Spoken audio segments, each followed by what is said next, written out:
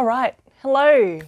This is the first real video that I'll be making on this channel for Lucy Marked. I'm Lucy. I was still teaching for 6 or so years and trying to switch into a handmade sort of business direction. So being a teacher, I've made notes because I also don't want to spend time editing. How's it going? Is it viable to have a handmade business in 2024? That is what I'd like to sort of use this channel to sort of explore. There was the pandemic and people aren't spending as much and the cost of living has gone up. So it's probably the worst time to start this direction, but I just got sort of fed up with teaching. It wasn't what I really wanted to do with my day or my week. There's still parts of it that I really enjoy, so I still do some of that here and there, but on a casual basis. And now I'm spending more of my week sort of investing into this and yeah, a bit of motivation to get this off the ground. So I've been in this sort of start of July. It's been a lot of learning, a lot of trial and error. I have kind of gone all in a lot of areas. So I started off with, buying a website, building that out, purchasing lots of equipment to start off with, purchasing furniture like a proper sewing cutting table, buying lots of fabric. This is probably a third of what I've invested in since really jumping into this seriously. An ink printer, just to make my own labels. I went down a rabbit hole of doing sewing workshops. Went crazy on Facebook Marketplace and bought like 8 or so secondhand machines. So I've changed my living room into my sewing workshop. That's actually probably one of the biggest things I should add into my all-in mentality. So I've gone all in, taken over the living room. I've bought IKEA vase shelves that look really nice and really aesthetic, I guess. And I've also bought recently a Juki DDL 8000A, which I actually found on Facebook Marketplace for probably $1,000 cheaper than for like retail. So I'm not too mad about that. The amount of time it saves me is amazing. So I would love to do a video. I've already started one, just haven't finished it. But just doing a comparison of how much time it takes to make things on a domestic sewing machine versus the Juki. It is, or has been, a real game changer. Being all in isn't terrible. I've also gone all in with some camera equipment. So I've had a Canon G7X already. I invested in an overhead tripod that was ridiculously expensive in hindsight, and I use very occasionally, mostly because the tripod legs are so... I've also invested in a massive photo box. It's actually been a good investment. So there's lots of things that I've invested in that are really worth it. And now it's more about trying to take this business idea and hopefully a full-time sort of gig. That would be ideal. Part of my Lucy Marked sort of brand is I'm doing sewing workshops for teens and adults. So that's at my friend Yaz's studio in Bentley East. So that's something I'm trying to take off. Yeah, but it's slowly going. I've only had one student for 2 holiday workshops. We made a summer top over 3 sessions and then just about to start this shorts workshop series of 3. And now I've got 2 students, which is kind of exciting. I was pretty impatient, I have to say, just because I was thinking I'm here, I've got all these machines, it's just me and her, I could be doing more, but yes, I have teaching experience, but it's different when you're trying to teach sewing or a whole different skill that's not what you're used to. So things like common mistakes or common problems that beginners might have, kind of been sewing for so long that I've forgotten what is considered hard. So even things like, which way to pin or how not to like cross your arms when you're cutting on a rotary cutting mat, little things like that. So it has been good to have just one student to start off with. So that's been a blessing in disguise. Hopefully as maybe word of mouth grows, or maybe the things I'm offering for workshops, like elastic shorts or tote bags, maybe I'll get some more fresh ideas. Maybe that will be why people sign up. I don't know. These are the shorts that I made as a practice, so hopefully they will be nice and easy. I've got a new person starting, which I don't think she's done sewing before, so trying to fit that in 6 hours and make shorts will be interesting. But yes, we shall see how we go. So going back to being in an all-in mentality, that's been really good because I've been able to really explore. Maisie's got a serious stare there. I've been able to really explore and follow through on some ideas that I've really liked. So I'll go down a rabbit hole and I'll discover box bags, and box bags aren't that hard to make. So I'm like, I'm gonna buy all the zips in this size and this size. So at the moment I've been trialing some box pouches because I just think they're pretty cute and just something that more people would actually purchase, because who couldn't get use out of a box pouch? That's what I'm thinking.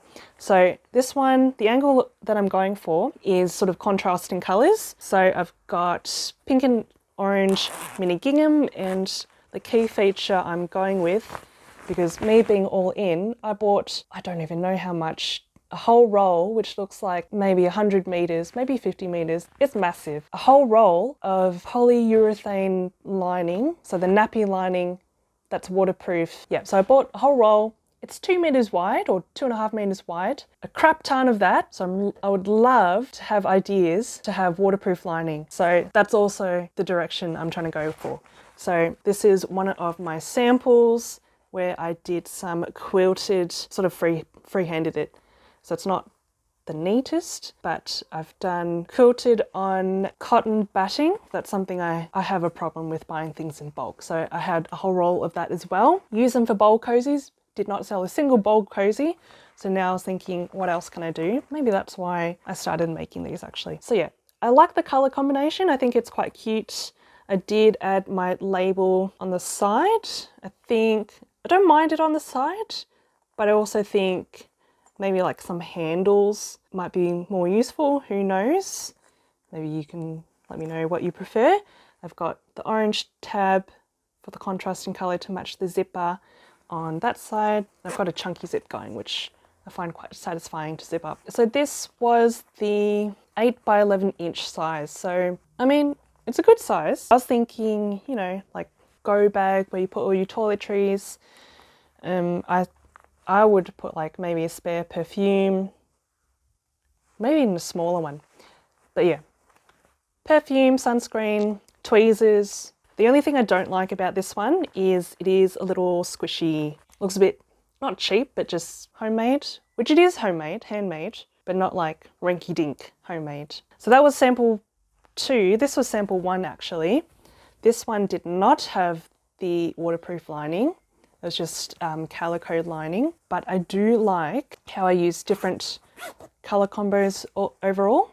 So I've got a pink tab, mint, almost teal green body fabric, and then I've got a blue zipper. So I think that's pretty cool. I think that's a direction I'd like to go with my sort of branding colors. This I put the tab on the side. So that was, I think that's where I like to put them. This one, I think I just forgot how to make them after a few weeks, and then I just stuck it in there. So yeah, that's quilting batting. So a bit squishy, it does the job, could be better. Yesterday I went to Spotlight, and me being all into so many ideas, you know, I was actually getting overwhelmed. I'm thinking, oh my God, I have to research this and that, stuff it. I'll just go to Spotlight, see what they have, go from there. And I'm pretty glad I did. I made 2 samples on the Juki today, and I love how fast it was. It is insane. This is the same small size, or 8 by 11 inch. Haven't decided whether to call it small, but look at the difference. And also, I don't have to draw out the lines on this thing and then watch it go wonky because the Juki is quite fast and I've gone whew. This, I just iron on the foam. So it is a lot sort of form keeping,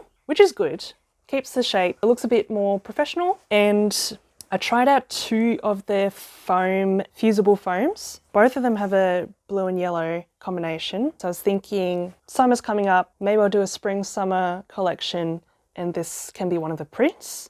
I could see myself using this at the pool for maybe my phone, just things I don't want to get wet. So I've got the tabs. I've increased the tab size to 1 inch, so they look a bit more sizable.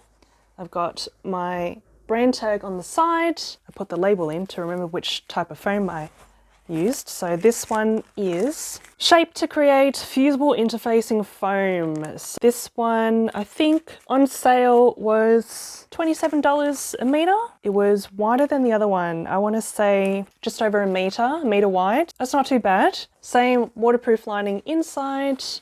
And I've chosen to put the shiny side out. The other side is sort of like a knit look. I like the shiny side. I think it looks a little more bougie and maybe a bit more clearer that it is actually waterproof. They can sort of wipe down. So that is the Shape to Create Fusible Interfacing Foam. The only thing I didn't like is you can sort of see all these wrinkles, which isn't like the nicest looking. I did try to iron it after I've made it to flatten it out, but still a bit wrinkly. Shape to Create Fusible Interfacing. Then I've got the Legacy Flex Foam One-Sided Fusible Stabilizer. Yeah, this one wasn't as clear which side to iron, so that is something to be aware of. This was cheaper. This was $18 on sale, but you only get 50 centimeters in width, so it's not that much. That's something to consider. So if your pattern piece is sort of, if you can get the most out of that 50 centimeters, maybe it's worth it. I do like it more though. You don't get those weird wrinkles, although it's not really ironed on properly. That could be a reason why as well. It looks less wrinkly. You still get the same sort of like form shape. It is like ever so slightly more plush, especially when you've got 2 layers together, if you can see. But on top is the Legacy and on bottom is the Shape to Create. So that's probably a clearer way to see the difference. So this is the large size. This I was thinking, you know, like standard toiletry bag, makeup bag, that could be a good idea. I've got these keyring box pouches that I've been making. So there's the waterproof lining, little box pouch just to fit on your keyring, lip balm, USB, mints, things like that, AirPods. So yeah, I think they're cute. So I've got my pet stuff and I've got my human stuff. Please help with the name. And that is the direction I'm going. I will show my pet stuff because that would make sense. What started my sort of things to sell journey, I don't know what to call it, was pet bandanas. So these are a bit wrinkly from being in a bag when I tried to take photos with Maisie. Got Indigenous prints, which I think are really nice to celebrate Indigenous culture. And then the idea was to have matching accessories. So I've got scrunchies, so thinking pets match with your humans. That's the idea. I've got, you know, just regular prints for every day. Christmas prints. This one particularly is my favorite because of the color combination. There's just some prints that I just thought were really cute. That's what I've got going in the pet world at the moment. And then I did sort of branch off and make some collar bandanas because I thought they'd be good for cats as well. And the good thing about doing markets to just test the waters, I did get some feedback like, oh, I wish this was smaller to fit my, I don't know, toy poodle or stuff like that. So that's something I wouldn't have thought of doing on my own. I had to sort of downsize the pattern and make this teeny tiny one. That's how small it is. That compared to this is the medium that will fit Maisie. So absolutely teeny tiny. Hopefully there's something for everyone. The teeny tiny ones will fit cats. What I like to sort of discuss as someone starting out is trying to choose your direction. I've applied for so many markets And a lot of them are saying, can you describe what products you're selling? And I kind of always get stumped because I'm kind of going in a pet direction, selling pet bandanas. I'm starting to dive into collars and leashes, treat bags, just because that's some feedback I've gotten at markets. Not everyone wears a bandana, or like, oh, my dog would hate that. So I'm thinking, you know, they like it, but it's not something that's right for them. So trying to expand on that. And then the other part, which is hard to sort of mishmash in a product description in a market application, is just like personal accessories. So I'm trying to go with the angle of, you know, matching scrunchies or zippered box bags. So I'm in two directions, and I did start out making go-to things that you will find when you Google things to make a profit. So keyring, wristlets, lanyards, bowl cozies. Do not make bowl cozies. They do not sell for what it's worth, and people will say, oh, that's a nice idea, and I haven't sold a single one. Waste of time. And then there's face wipes, a lot of that stuff. Hello, Maisie. Want to say hello? Hello. Hello. So I've made a lot of those things and I've still got them, but I think I'm going in a different direction. So I'm hoping to try to package some things as Christmas gifts, Christmas bundles, hopefully phase them out and go in a sort of clearer direction with my Lucy Marked brand. Going back to, is it viable to have a handmade business? Part of me thinks yes, because I see lots of other people doing it kind of here and there. I've gone to quite a few markets now, some of them being sort of Sunday Rotary markets, which is sort of a bit of flea market stuff, some handmade sellers. But I've also done some craft markets and I've met lots of interesting people, also interesting businesses. So I do see it being somewhat viable. And I am mindful of some YouTube videos I've watched about to optimize your listings on Etsy. That's a scam in itself for me at this stage. I'm getting at the moment is from markets. I've been doing markets every Sunday for probably about 2-ish months now. And I was doing them maybe once a month, once a fortnight before that as well. They are hit and miss in itself. All up, I've made, since starting this business, I've made about $460 from sales, which sounds good, but you have to think about market fees. Some markets will charge $60, $70, and depending on the product you sell, maybe there's enough gap for some profit there. It is not taking into account your time that you are spending at the market. It is not taking into account the equipment. So I had to buy a gazebo, for example, because July in Melbourne, bloody grim. It was raining, it was cold, not a fun time. So you're paying to be at the market, and then you're also hoping that there's people at the market, A, enough traffic, and B, people that want to buy what you're selling. And then maybe C, who is actually willing to pay that price. So there's a lot of different factors going into sort of a handmade business. Taking into account all of that investment and the fees and the fact that I've gone to some markets and I've sold maybe $30 worth and the fee was $120, and I've wasted 5 hours of my day being there, plus setup, plus pack up, plus packing my car and driving there. So sometimes it's pretty demoralizing. I will have to say, starting out, this is tough. I do have a backup of having some work teaching, so, you know, I'm not relying on this fully, which is kind of nice. And there's people that do it, they still have a full-time job and then they eventually quit and take this full-time. But, you know, I just got to a point where, you know,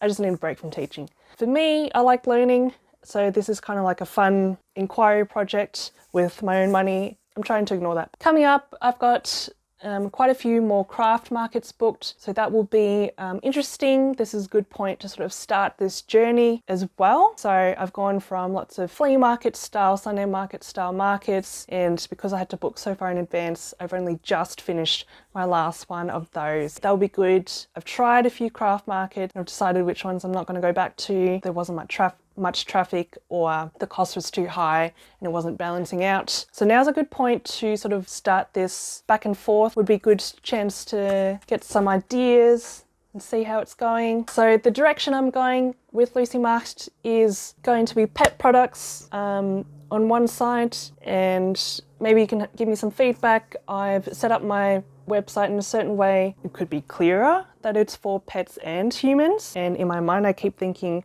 pets and humans, humans with a double O, to make it less weird sounding. Finding a way to describe the things that I want to make and sell, I think I could do with some help. That is definitely something I'm still a bit awkward about when I'm trying to describe what I actually sell. And I'd love to expand a bit more into clear line of pet stuff. I'll be expanding in making collars. Eventually, when I work out how I want to make my leashes, the hardware and all that, I'll eventually have some leashes going, some bows. I see a few people preferring on Instagram to put bows on their dogs, so that could be a good idea. And then for my human side, you got to help me out with a name here. It sounds so robotic to just call it human side. I've been saying personal accessories, but that doesn't really describe exactly. It's not very clear, and it could be anything. Let's stay tuned.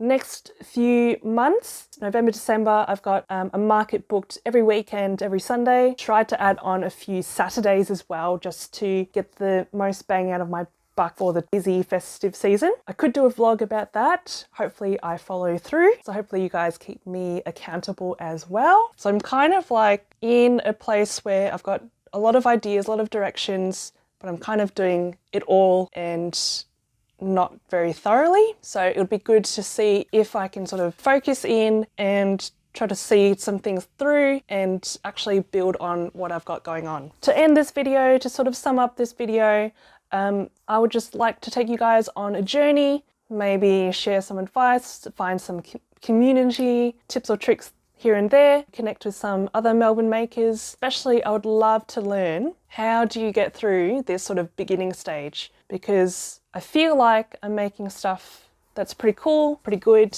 It's pretty fresh. It's not what you see out there so often, but I'm finding it hard to get it out there. And I've got Instagram. I'm not posting every day, so that could be it. Just got to start. I think that's where we're at. See you later.